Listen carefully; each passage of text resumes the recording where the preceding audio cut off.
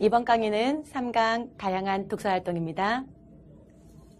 독서지도 3단계, 독서지도는 3단계로 지도를 할 수 있는데요.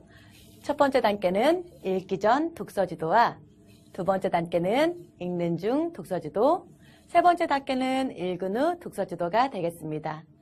읽기 전 독서 단계는 독서 전 독서 단계라고 이야기할 수 있는데, 독서 전에도 독서지도를 할 수 있다? 굉장히 아마 생소하실 거예요. 그런데 우리가 그동안 독서지도를 할 때는 보통 독서지도는 독서가 끝나고 나서 독서지도를 해야 된다고 아마들 많이 알고 계실 거예요. 그런데 그렇지 않았다는 것을 이번 기회에 아시게 될 겁니다. 독서 전에도 충분히 독서지도를 할 수 있다는 것을 오늘 배워가시게 될 거고요. 그리고 독서 중에도 우리는 독서지도를 할 수 있습니다. 아이들이 아마 독서 후에 무엇인가 이야기할 때 선생님, 저는 책을 읽었는데 무슨 내용인지 도통 모르겠어요. 또는 무엇인가를 물어봤을 때 나는 그게 무엇인지 기억이 안 나요 하는 아이들이 있었죠. 이런 아이들은 분명히 독서 중 독서지도가 필요한 아이들일 것입니다. 읽은 후 독서 후 독서지도 단계는 대부분 우리가 평상시에 했었던 독서 후에 활동하는 단계를 이야기하는데, 오늘은 이 단계에서도 어떤 특별한 방법으로 지도하는 방법들을 몇 가지 배워보는 시간을 갖도록 하겠습니다. 자, 그러면 첫 번째, 독서 전에 지도를 할 수 있는 방법들은 어떤 것이 있을까? 독서 전에 지도 단계는 크게 3가지 정도의 방법을 알려드리려고 합니다. 3가지 지도 방법은 하나, 둘, 3가지. 특별히 이 3가지에서는 우리가 배워볼 수 있는 것들이 책 표지만을 가지고 활용하는 방법인데요. 자, 책 표지만을 가지고 어떻게 활용할 수 있느냐 한번 볼까요? 자, 이건 지금 뭐냐면요. 제가 오늘 소개시켜드릴 책의 표지는 아니에요. 표지는 아니고 이 책의 어떤 그 배경 지식을 활성화시키기 위해서 제가 어떤 그림을 하나 가지고 온 거예요. 그림은 아니고 어떤 그 사진을 찍어 온 건데, 이 사진을 보면서 어떤 생각이 드세요? 이게 지금 무엇이죠? 네, 맞아요. 호랑나비죠. 그쵸? 여름에 핀 어떤 들국화에 호랑나비가 앉아있는 그림이에요. 그러면 호랑나비는 처음부터 호랑나비인가요?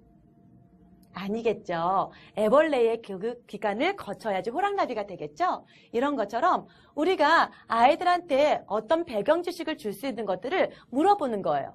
그래 얘들아, 날아다니는 호랑나비를 본 적이 있지? 그 호랑나비가 되기 위해서는 어떤 단계를 거쳐야 하지? 그래, 맞아. 애벌레라는 단계를 거쳐야 하지. 자, 지금 제가 무엇인가 어떤 책을 소개하려고 하는데요. 그 책 속 안에 있는 단어를 뭔가 설명하고 있었습니다. 이렇게 배경 지식을 뭔가 끄집어내는 역할, 이것이 바로 어떤 독서 전 독서 지도의 단계 중에 하나, 첫 번째입니다. 또는 배경 지식을 끌어내는 방법이나 아니면 아이들이 자기의 경험을 끄집어내는 역할도 할 수 있는 것이 바로 독서 전 지도 단계의 첫 번째 단계가 되겠습니다. 두 번째 단계는 무엇이냐고요? 이런 단계예요. 이거는 제가 지금 오늘 소개시켜드릴 책 표지의 모습을 가지고 온 겁니다. 만약에 아까쯤에 제가 그 얘기를 하지 않았더라면 아마 이게 무엇인지 알게 되었을 거예요. 지금 여기서 바라보고 있는 게 뭐죠? 맞아요. 애벌레입니다. 그렇다면 애벌레예요. 자, 표지에서 한번 볼까요? 봤더니 애벌레가 지금 있고 어딘가에 애벌레가 지금 있는데 뭔가 길 한쪽에 서 있는 모습을 볼 수 있어요.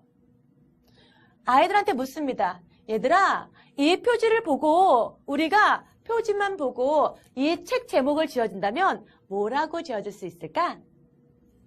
자, 선생님들도 한번 지어보세요. 뭐라고 책 표지를 지으면 좋을까요?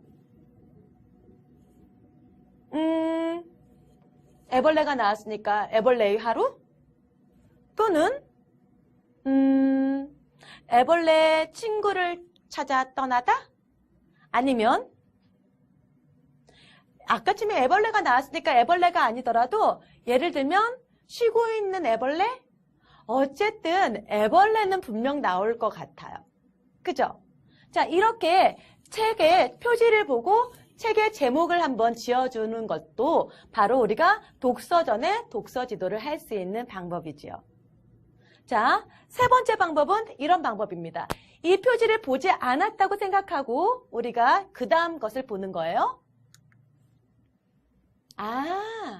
보지 않았다고 생각하셔야 된다니까요. 보지 않았다고 생각했을 때 우리가 그림을 가립니다. 이렇게 그림을 가리고 책 제목을 보는 거예요. 책 제목을 보고 애벌레의 모험이라는 책 제목을 보았을 때 어떤 표지가 나올 수 있을까? 책 표지를 우리가 한번 그림으로 그려보자. 그렇다면 여기에 애벌레를 보지 못했기 때문에 다양한 애벌레의 그림이 나오겠죠? 자, 이렇게 세 가지의 제목으로 세 가지의 어떤 독서전 독서 지도를 할 수 있는데 지금 독서전의 독서 지도의 방법들은요 모두 어떤 방법이었냐면요 독서를 하기 전에 감흥을 불러일으키는 거예요. 벌써 동기유발을 시키고 있는 거죠. 무슨 얘기냐? 독서를 하기 전이에요. 하기 전이기 때문에 이 책에 대해서는 아직 내용을 몰라요. 그런데 책이 얼마나 재미있는 건지 어떤 책일지 내용은 어떨지 궁금하게끔 만들어주는 거. 이게 바로 독서전, 독서 지도의 방법입니다. 자, 볼까요? 이런 식이죠. 자, 그림을 가립니다. 어떻게 해요? 이렇게 그림을 가려놓고 자, 그림을 가려놓고 또는 그림을 보여주고 자, 책에 제목을 한번 붙여줘봐. 그런데요, 이렇게 책 표지를 보여줄 때는요, 이런 식으로 보여줘도 좋아요. 책은 앞표지와 뒷표지가 있어요. 뒷표지에도 그림이 같이 그려져 있는 경우가 있거든요. 그래서 뒷표지까지 함께 펴주면 훨씬 더 보기가 좋지요. 그죠? 자, 그 다음에 이렇게 해서 책의 표지를 보여주고 책 제목을 맞춰보게 하는 방법 한 가지. 또 하나, 책 제목을 보여주고 그림을 보여주지 않아요.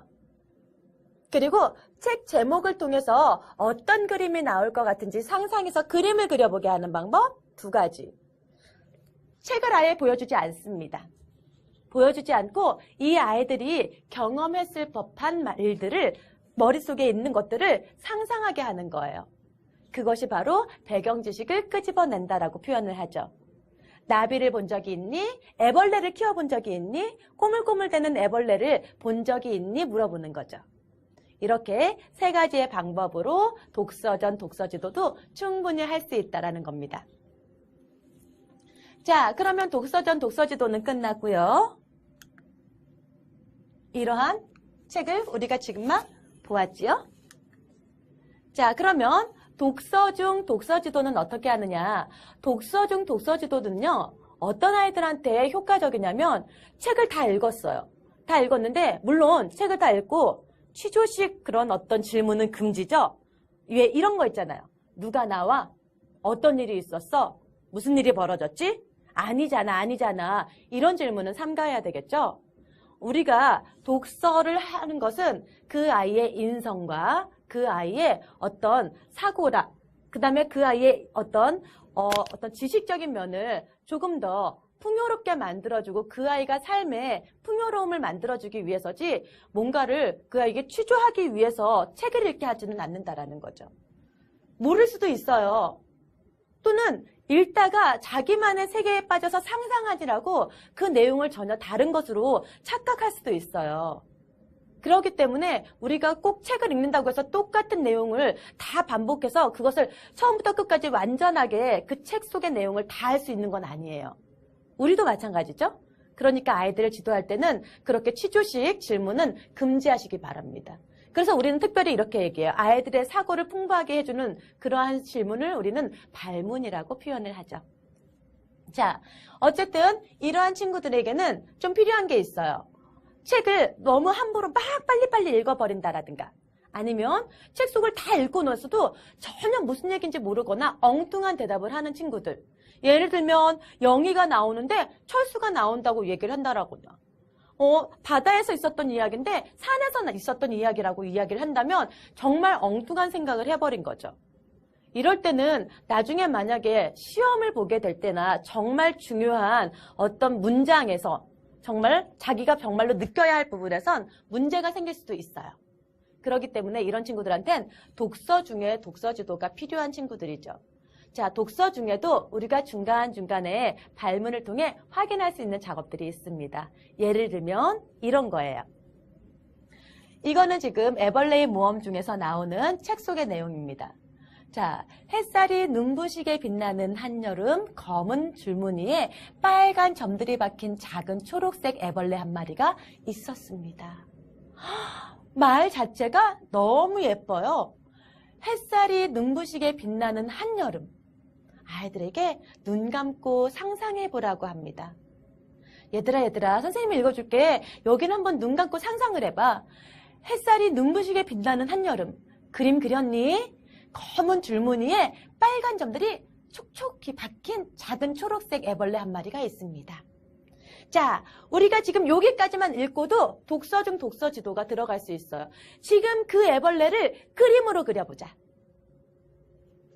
여기에 나온 이 애벌레가 나오겠죠. 나와 있잖아요. 검은 줄무늬에 빨간 점들이 박힌, 그죠? 네. 이런 애벌레를 그림으로 그려내겠죠. 그러면 애벌레의 모습은 아마 정확하게 기억하고 있을 거예요. 그죠?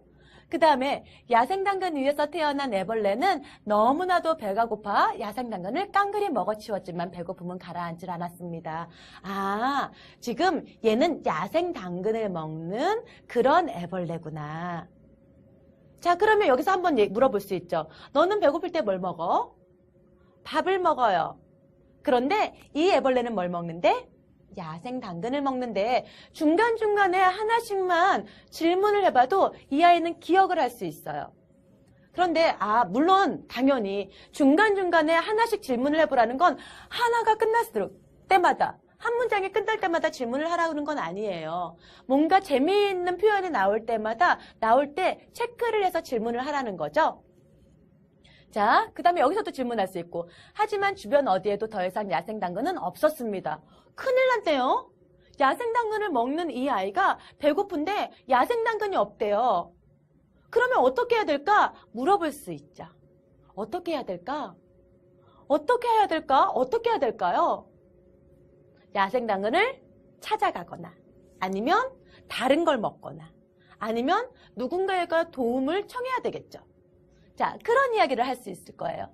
그래서 너 같으면 어떻게 하겠니? 너는 배고프면 어떻게 해? 배고픈데 먹을 게 없다면 어떻게 하니? 너의 경험을 묻고 그 다음에 애벌레는 어떻게 했으면 좋겠는지 물어볼 수 있겠어요. 산호랑나비 애벌레였기 때문에 보통 풀이나 토끼풀은 좋아하지 않았거든요. 큰일 났네요. 이 친구는 산호랑나비 애벌레였어요. 이 애벌레는 나중에 산호랑나비가 될 애벌레였다라는 걸 우리는 알 수 있죠. 그리고 다른 먹이는 좋아하지 않았대요.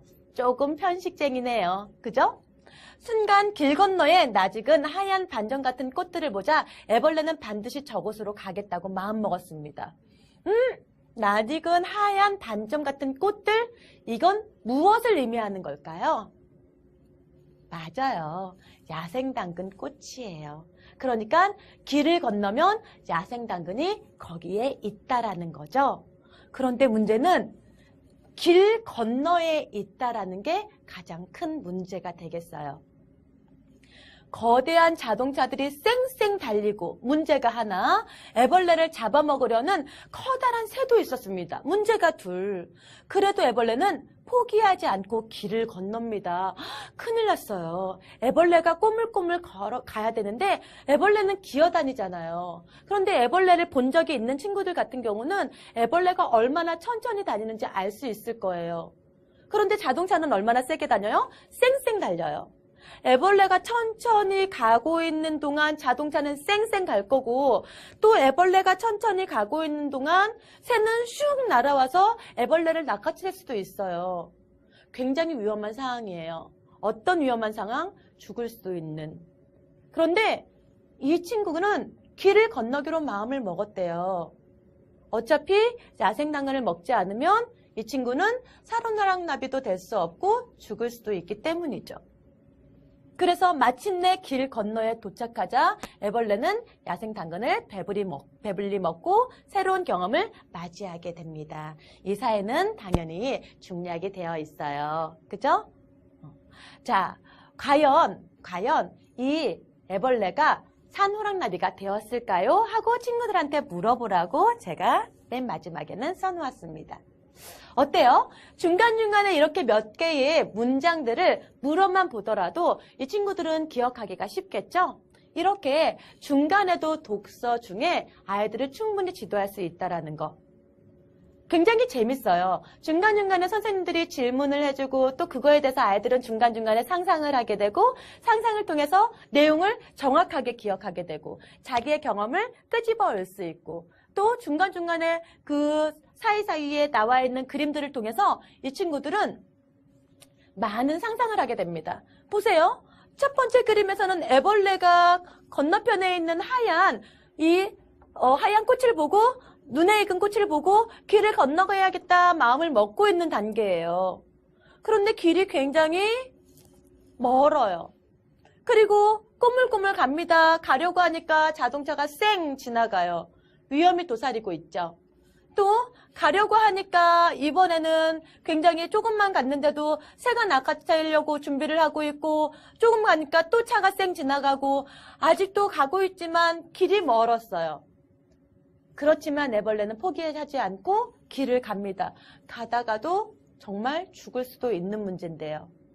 자, 애벌레가 끝까지 갈 수 있도록 우리가 중간중간에 책을 읽다가도 친구들한테 얘기해요. 우리가 화이팅 한번 해줄까? 화이팅! 애벌레 화이팅! 중간중간에 책을 읽다가 아이들이 모두 화이팅을 외칩니다. 그러다 보면 애벌레랑 아이들은 마음이 하나가 되겠지요. 이렇게 우리가 독서 중에도 애벌레가 되기도 하고 또 자동차 아저씨한테 아저씨 멈춰주세요. 애벌레가 지나가게 멈춰주세요. 애원을 할 수도 있고요. 그 다음에 아니면 어떤 친구는 이렇게 말해요. 선생님 애벌레를 데려다가 길 건너편에다 데려다 주면 안 될까요? 이거에 대해서는 어떻게 생각하세요? 그거에 대해서 아이들하고 토론도 할 수 있겠죠. 자, 이렇게 독서 중에도 독서 지도를 할 수 있고 그 다음에 우리가 평상시에 하던 것처럼 독서 후에 독서 지도를 할 수 있습니다. 독서 후에 독서 지도는 저는 이런 애벌레를 한번 만들어 봤어요. 이런 애벌레를 만드는 방법은 어떻게 하는 거냐고요? 물론 이런 애벌레를 만드는 거 외에도 많은 방법들이 있겠지만 오늘은 제가 이 애벌레를 만드는 방법을 한번 소개시켜 드릴까 해요. 이렇게 띠지를 2장 정도 준비를 해요. 띠지를 준비하는 건 머메드지를 이용해서 이렇게 길게 2장을 정도를 만드시면 되거든요. 2장을 만들어서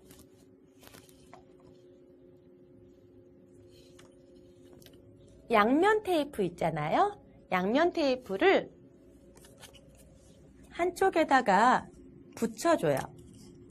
한쪽에다 붙여주고 떼어냅니다. 떼어내고 그 양면 테이프 떼어낸 자리에다가 이렇게 붙여줘요.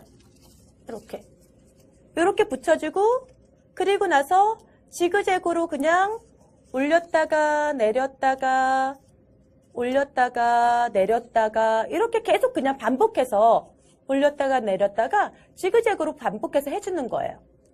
그렇게 해주면 이렇게 완성이 돼요. 이렇게 완성이 되면 늘어났다가 줄었다가 꼭 애벌레가 움직이는 것처럼 보이죠?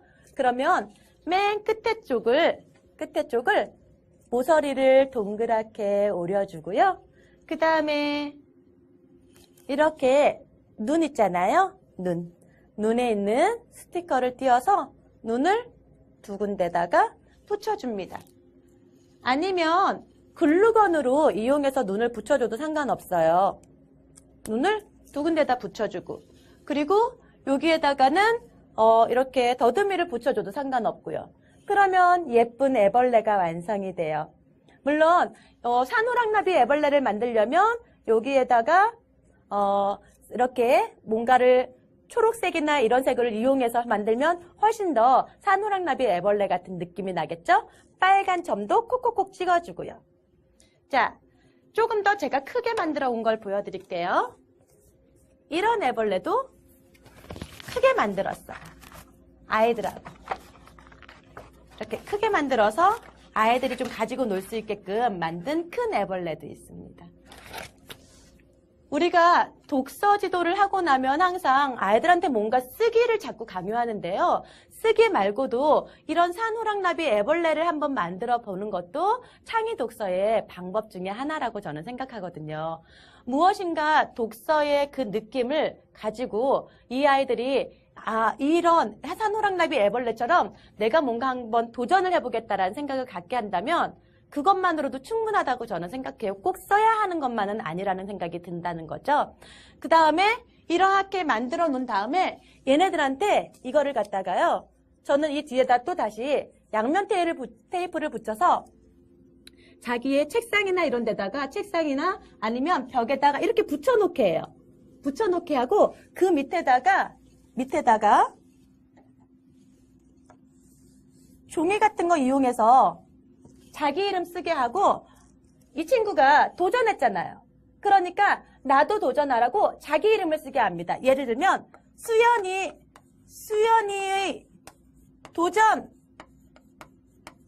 해서 여기다가 이렇게 붙이게 해줘요. 수연이의 도전, 애벌레도 도전했으니까 너도 도전하라는 이야기인 거죠. 이런 식으로 한번 해본다면 아이들이 애벌레처럼 나도 한번 도전해 생각을 해볼까 하는 그런 생각을 할 수 있는 시간이 되어지지 않을까 생각이 듭니다. 자, 이것으로써 오늘 강의는 여기서 마치도록 하겠습니다. 감사합니다.